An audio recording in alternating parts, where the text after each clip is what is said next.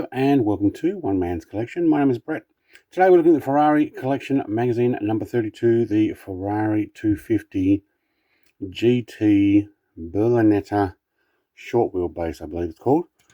We do have a 143 scale model. I'll take a closer look at that at the end. It's also one of my most favorite classic Ferrari designs, and the short wheelbase version looks great.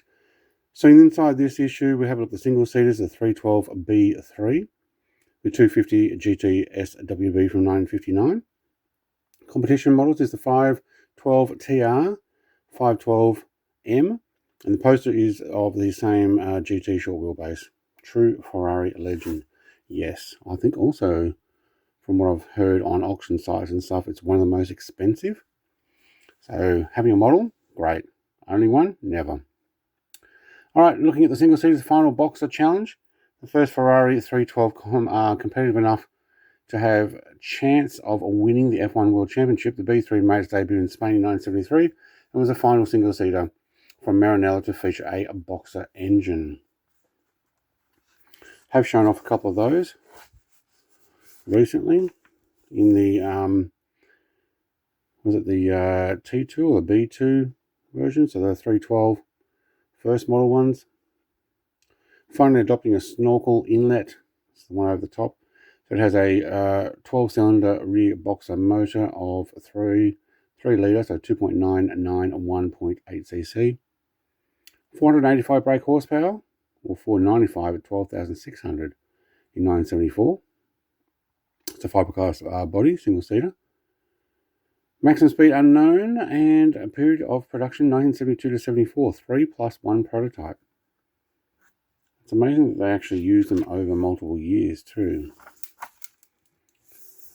So having a look at their honours for the 312B3 honours from 1974, Argentina was second and third, Brazilian was second, Spanish was first and second, Belgian second and fourth, Monaco fourth, Dutch first and second, French second and third, British fourth and fifth, German first, Austrian fifth, and Canadian second.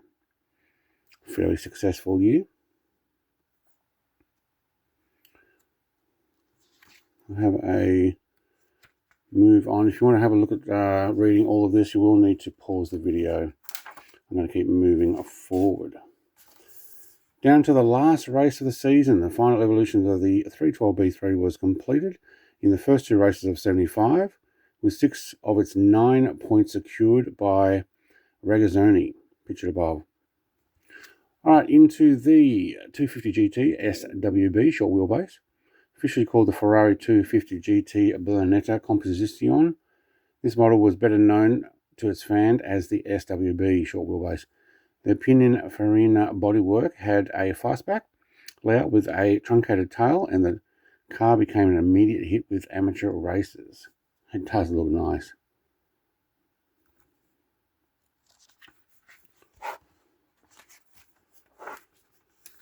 Engine in this one is a 60-degree V12, just under 3 litres, 2.953, 0.21 cc to be exact.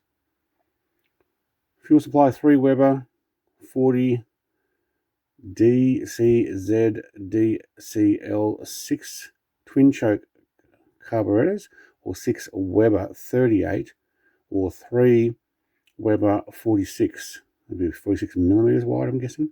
270 brake horsepower at 7,000 RPM. So they've got different models with different carburetors. Webers, or 40 millimeter Weber by the looks of it. 6 twin choke carburetors, or 6 Weber 38, or 3 46. Cool. Steel body, aluminium steel or aluminium in the competition. Very cool. Maximum speed 250 kilometers an hour, 155 mile an hour, 1959 to 62. About 200 were produced. Tell you what, 250 kilometers an hour, 155 mile an hour back in end of the 50s. That's moving, especially in a little car like this.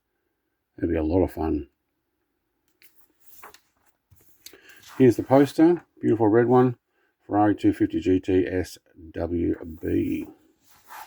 And on the other side of the poster is a black and white See if I can get this on the camera. Up in the mountains. Elegance and class from Pininfarina. Yes, only a few details make it possible to distinguish the Road GT 250 SWB from the competition version. Road cars have two-part front wings. The rear wings and windows with sloping glass quarter lights, but sliding plexi planes on the competition versions, and the rear window made of glass instead of plastic. The race short wheelbase had its air inlets for the brakes below the front headlights, while the aluminium body and the tuned engine completed the first of the differences. Buyers of both versions could choose to have additional headlights. I'm guessing that's the ones in the middle there. Why wouldn't you? Legend of the track. Oh, it looks like it won at Copper, Tour de France, Paris 1000, Nassau TT, and 61. I don't know how to pronounce that. Trophy d'Auvergne, Copa again, Tour de France, Paris 1000, and Nassau TT. Good on them. There's a good little car.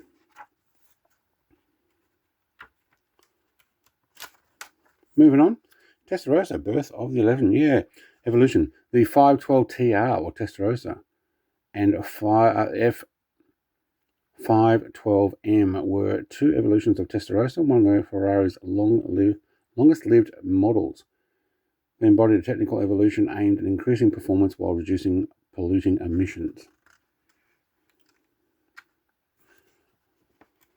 I'm not going to read the whole story there. I do have a 1/18 scale model of this. 512? Yeah, I think so. Looks like it. Yeah. Dashboard for the 512 TR. Dash was completely redesigned. The 512M. More emphasis was now played on the functionality of the controls.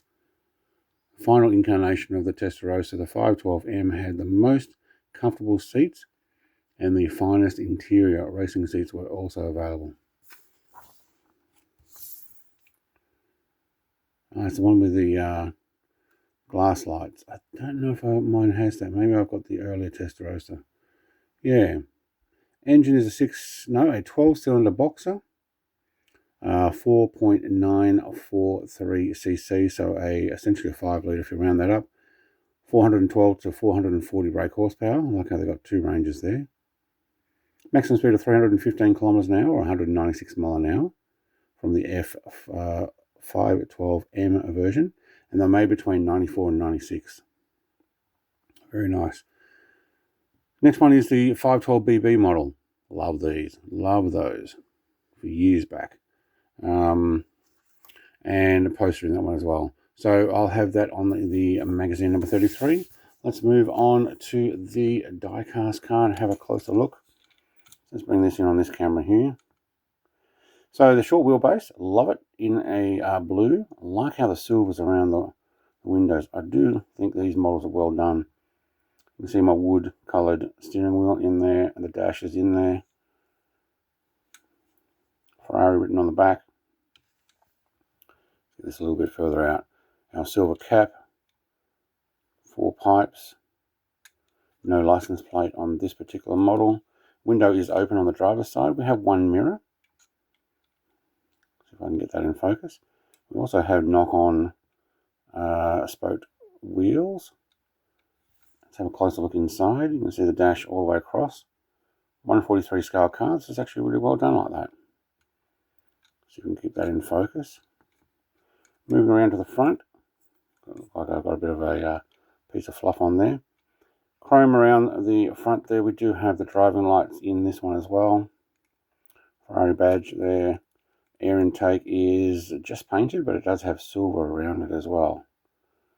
So for a model, this is well done. Windscreen wipers are, yeah, they're two separate pieces of chrome put on there. Underneath,